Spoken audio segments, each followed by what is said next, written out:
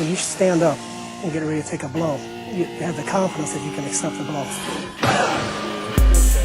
As a point of interest, none of my men wear protection in the groin. None. After all, you wouldn't want your attacker to get injured. That hurt my foot.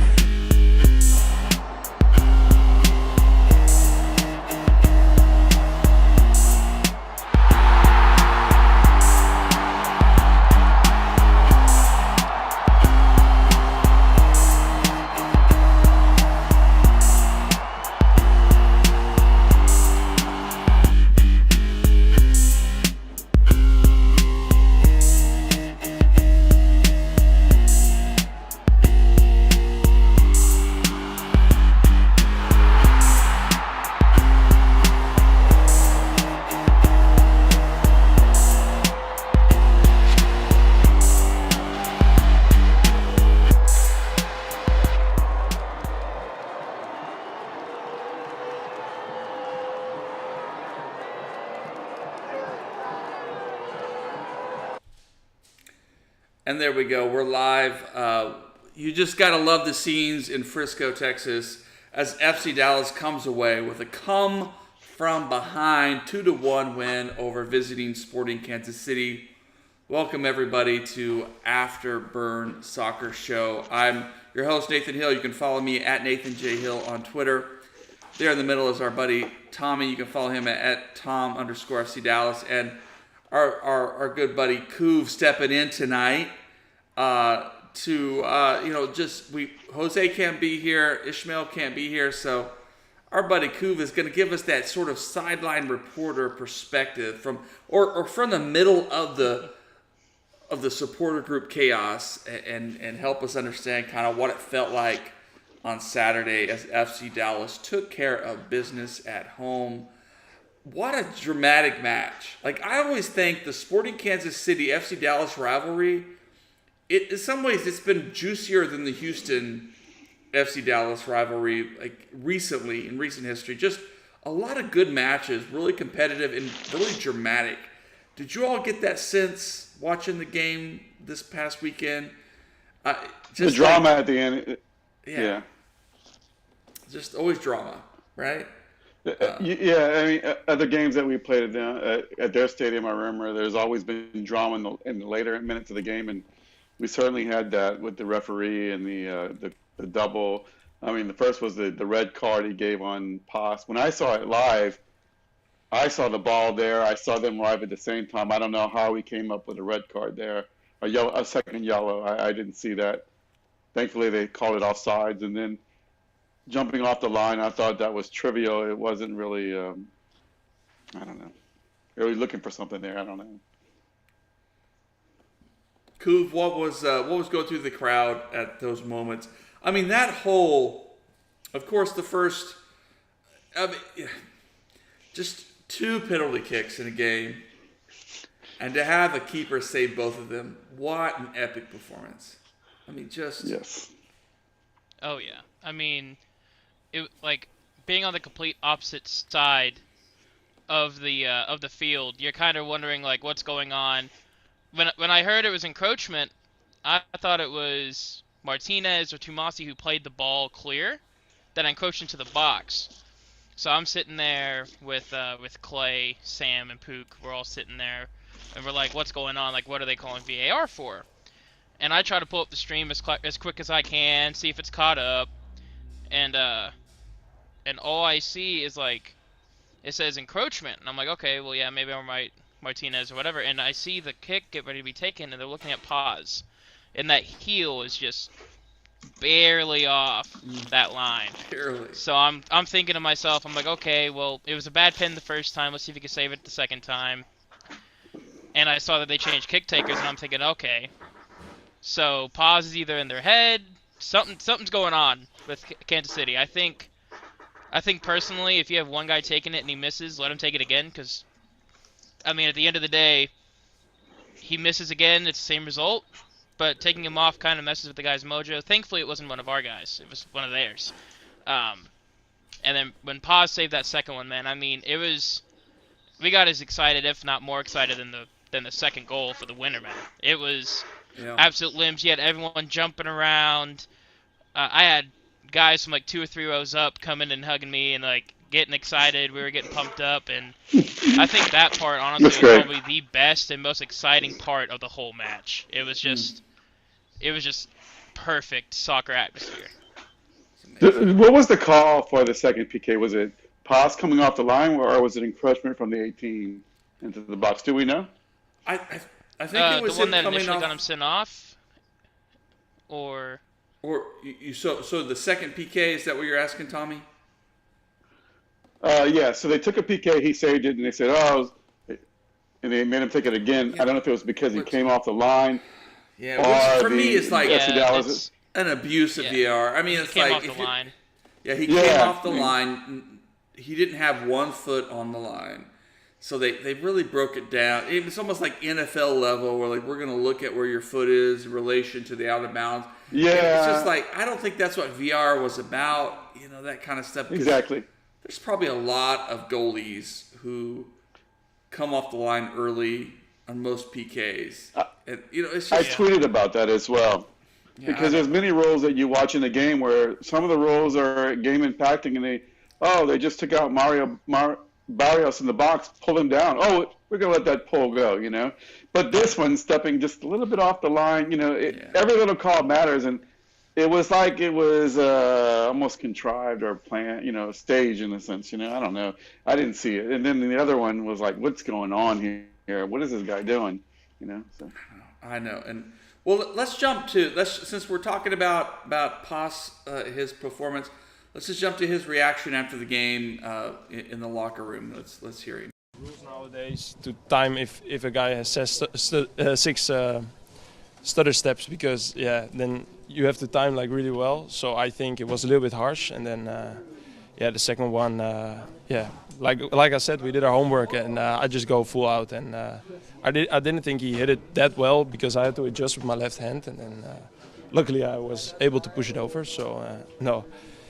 Yeah, crazy roller coaster game, but we managed to get 3 points, and at the end of the season, nobody talks like how we did it. Most important is the 3 points. Most important is the 3 points. So, but his point there at the very beginning, if you caught it, was that he's like, how do you judge harshly a keeper? Like, go to VAR when a attacker is like doing a little stutter step in front of the PK. Like, it's just hard. So I feel goalkeepers in that situation, and especially now that we have all these camera angles and things like that. But what a clutch performance from Paz, who rightly got some praise from from Tom Bogert on the Major League Soccer website, kind of for as being one of the top keepers in the league. That's what you want from a keeper, right? A guy who can keep you in the game, right? Yeah. Yes. I didn't like the sliding into the attacker. So let's give him praise for the saves, but that happens more. I think I put that more. Wasn't it on the back line where it went through Tafari and then Martinez was kind of late on the play, and then Paz is panicking. Yeah. So I said earlier in the year that the two center backs are going to be our liability, and I think we saw that there, unfortunately, and they got to do better in the back, and Paz saved the day that night. So, yeah. Good stuff. Good stuff 100%. all around. I mean, I personally, I think Paz is one of the best goalkeepers we've ever had in franchise history. And I know that's saying something with us having, Kevin Hartman, but I mean, Paz is really up there with top of the league. And I think it's about time he started getting a little bit of respect in that sense too. Absolutely. Well, by the way, for those watching us online, please send in your comments, your questions, your reactions from the game, because they will shape the show. And we got some more clips lined up just to break down, get the reactions from the coaches, players, and things. So go ahead, Tommy. Yeah, I wanted to touch on what Pa said. Down the road, no one's going to remember how it was. Now, on the surface, I had something to do, so I watched it at like 1 o'clock in the morning, And I tell you, the first half was a snoozer. I was like, what are we doing here? Yeah. And, but the more I thought about it tonight, and we've seen that throughout the year, with Nico, is that this club seems to wait to the moment to score the goals and make the change, right? And you saw him make the subs, and Giovanni Jesus, I think that's his name, had that nice pass in that created the goal, and it was the change. So, it's a 90-minute game. As much as I wasn't happy with the first half, I thought that, give the other team credit. A lot of teams are playing FC Dallas a certain way that makes it difficult. They don't really attack us. They kind of defend against us, basically, And I got to be honest with you. I mean, the first half, I think that we're missing something. I think as good as the Velasco shot was, and I think that the wingers in the final third have to be better. I just didn't see that in the first half. But give credit to the team in the second half, and they made the change. They got the goal. Jesus finished like we know he could. It's still, this team is still young. It's still growing. I don't want to trash them yet, but Nico, give the coach credit. The subs worked, got the victory. Yeah. So yeah, definitely. I didn't pull that clip up, but I did ask Nico about the subs in the post game, and just kind of a reward it is, because I felt like in the first couple of games, the subs weren't awful. They certainly didn't cost anything. We got the first game, of course, they didn't do enough, but the second game, third game was fine. Kind of held out the result, but and this one they really made an impact, which is important. I think important for the points over the course of this season. And so he certainly applauded them for that effort, but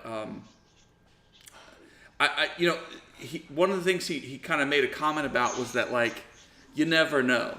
You can make a sub, or you can plan to make subs at this certain time of the game, and then, like, they score a goal or you score a goal, and it kind of throws your whole plans into chaos, and you got to rethink things. And so it was good to hear him kind of just admit to that. Hey, there's a lot as a coach that's out of your control.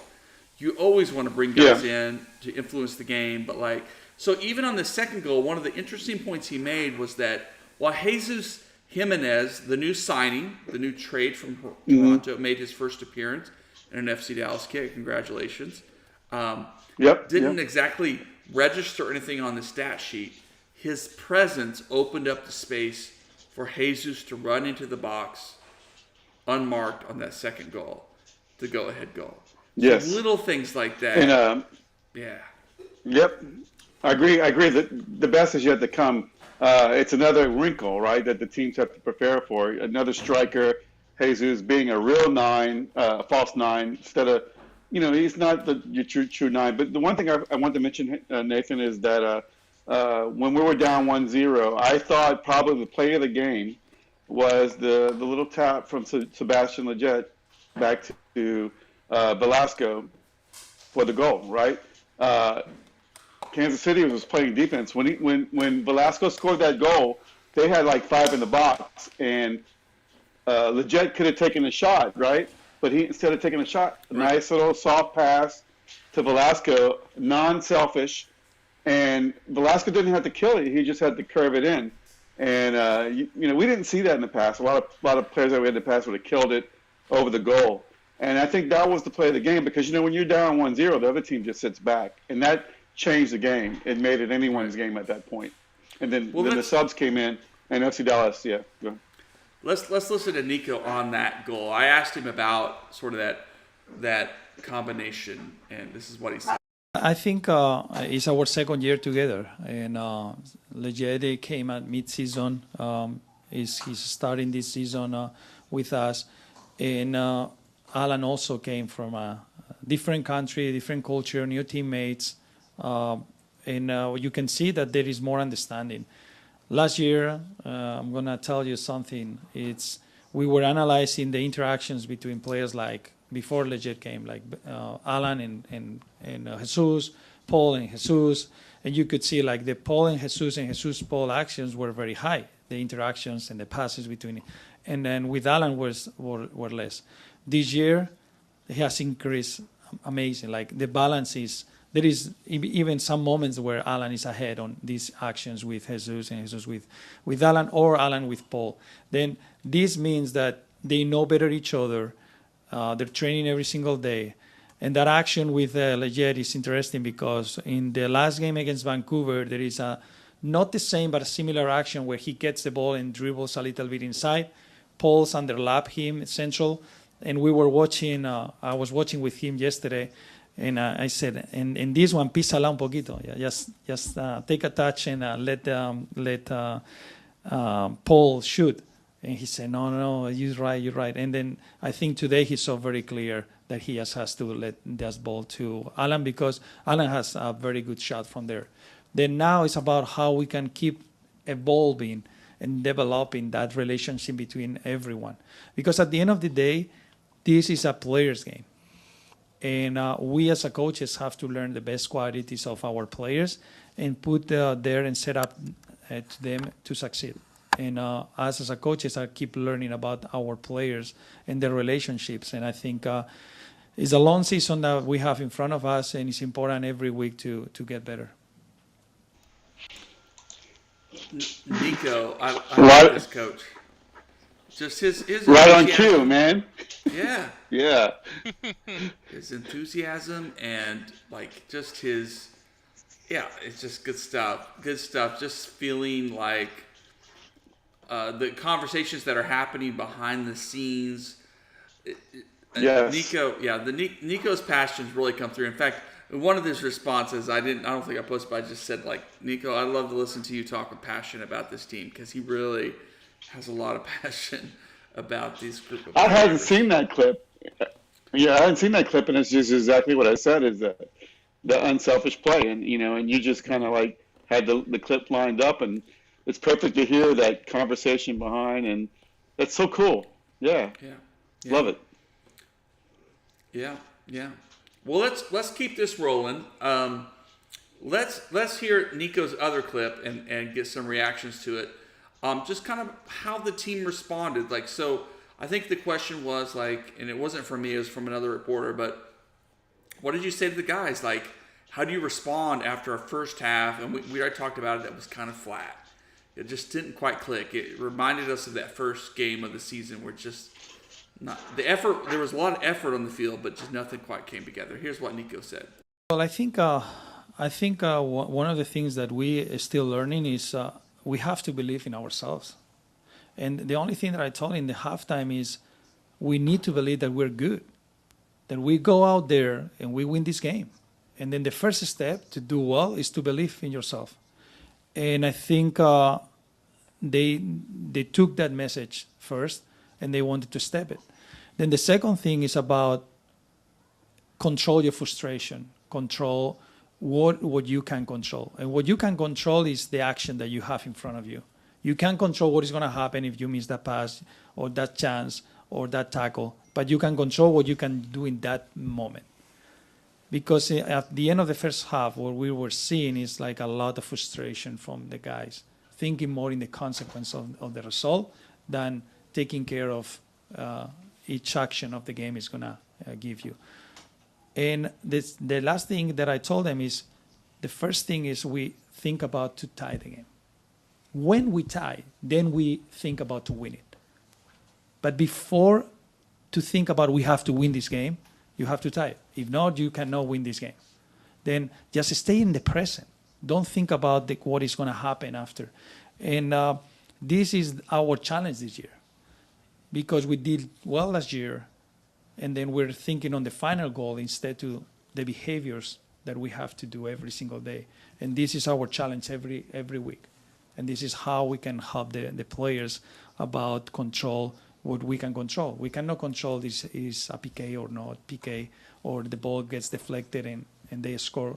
Sometimes it's difficult, but what we can control is how we respond. And I think we did a good job and great to the players. Like, I felt like Nico was chanting a little tad less Lasso there, kind of like this sort of believe in yourself, control what you can control. Because this is what we know about soccer, that like goals get deflected and go in. And right now we have seen those kinds of goals hit FC Dallas especially hard in the first part of the season. Of like the opening, the winning goal in the first game of the season was just just a rebound that went the wrong way, right? And it just gets slotted home. Things like that. So Nico's belief in this team, the challenge in this team, just to kind of stay present and do what they can each moment to kind of move forward. You can't control everything. Control what you can control. I just love his wisdom there. But as we talk about the flow of the game, you had a disappointing first half. You had this goal that went in that was unsavable from Salawi. And then, you come back. What can you control in the second half? Well, we get that tying goal from Velasco. Then all of a sudden, the team takes some charge, right? And Jesus is able to slot away a second goal after all that drama. Frankly, our friend there, Ramdith, also says Ted Lasso vibes for sure in that clip. Good stuff. Yeah. Yeah. Yeah, Kuv. Yeah, Go ahead, Tommy. Go ahead, Tommy. You're good. I was just say I love the way Nico speaks. He's very calm and he says the right thing. You can't win unless you tie first, and I love that. And the team is an extension of Nico on the field. You can see that, right? It's not the same team that we had under other coaches, especially in the final third. I know that we're not gelling in the final third, but it's a team effort in the final third. You don't see people taking shots from way out, just every time. There's a concerted team effort, even though it's not purring yet. It's getting there, Mm-hmm. Kuv, what's been the sense among the supporter groups and things, like as y'all just have felt the energy? Because I am sure you felt the restlessness of like a first half that just doesn't go the way of the team, right?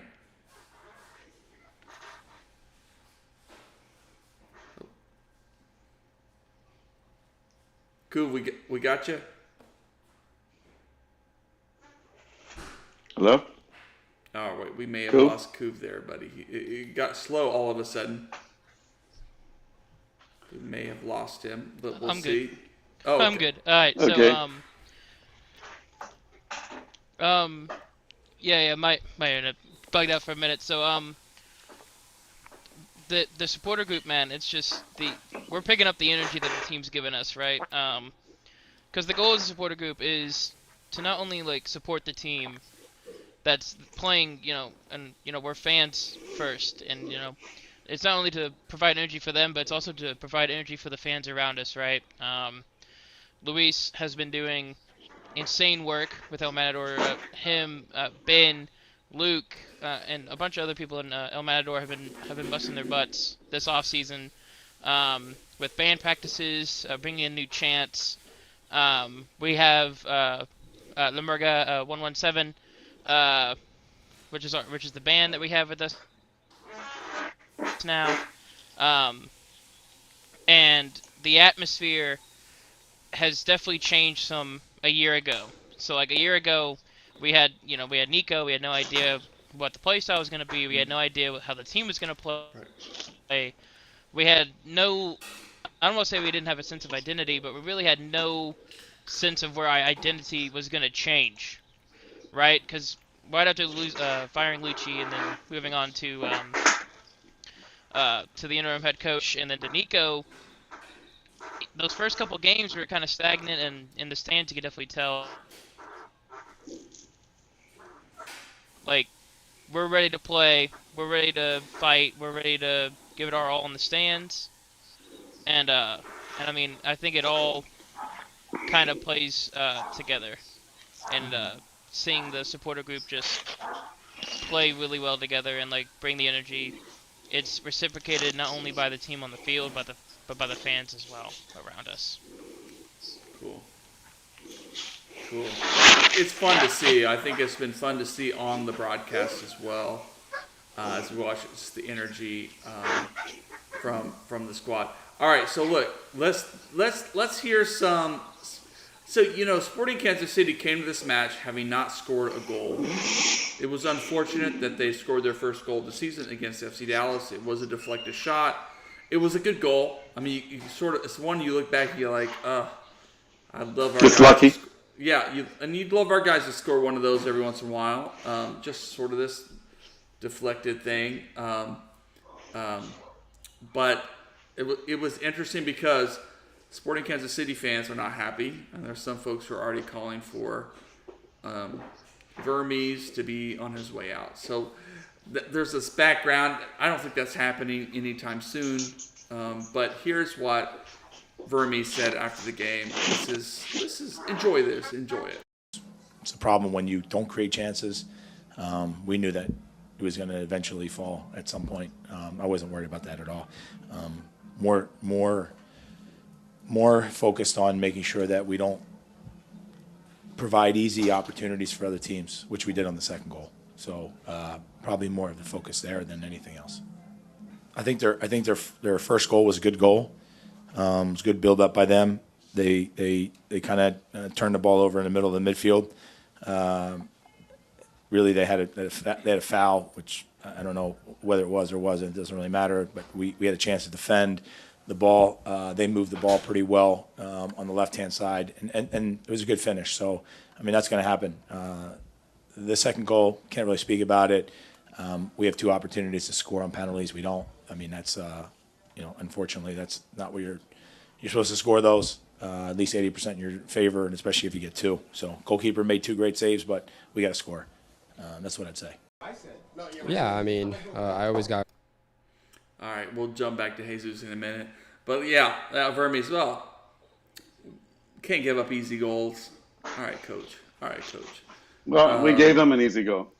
Yeah, right. And, he gave some credit for the first goal. But, the second goal, and we got to score on our penalties. I get it. I know he's feeling the pressure as any coach would be in that situation. But gosh, I love beating Sporting Kansas City. I mean, to be fair to him, he's without all three of his DPs. Mm-hmm. I mean, he's without his star striker and right winger, and I think Yadi Kinda is like a center mid cam almost, I believe. Mm-hmm.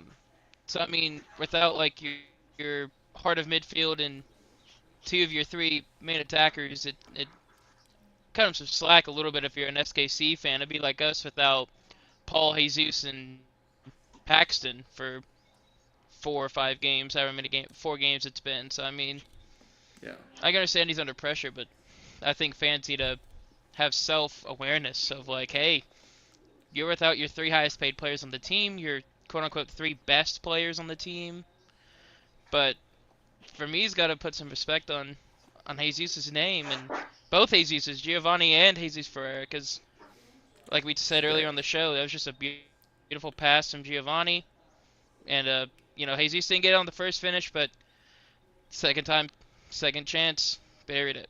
Yeah, it's good stuff, and no, I think you're right, and like, I guess some Sporting Kansas City fans, from what I saw, were actually complaining to Vermes about his practice style. Like, why are these guys so injured? But it's harsh. It's just harsh. I mean, I don't know. Maybe Vermes is a taskmaster in training, but sometimes it's just bad luck. Like it's just bad. Injuries are injuries. They just you can't plan for them. It's just they happen. So. Mm-hmm. Well, here's some. Let's jump over to Jesus and his some of his goals for the season and sort of how he responded to his goal. Yeah, I mean, I always got goals for myself. Last year, that was one of my goals, to be able to pass it and be number one. That didn't happen to me. And so this year I'm focused on helping the team and win things. That's my ultimate goal. My number one goal is to win a trophy with Dallas and bring it home. And obviously I have my individual records that I wanna be, and I wanna be better every season, like I've always said. And I'm glad that I'm able to be in the position that I am right now, and the team believes in me to be that scorer.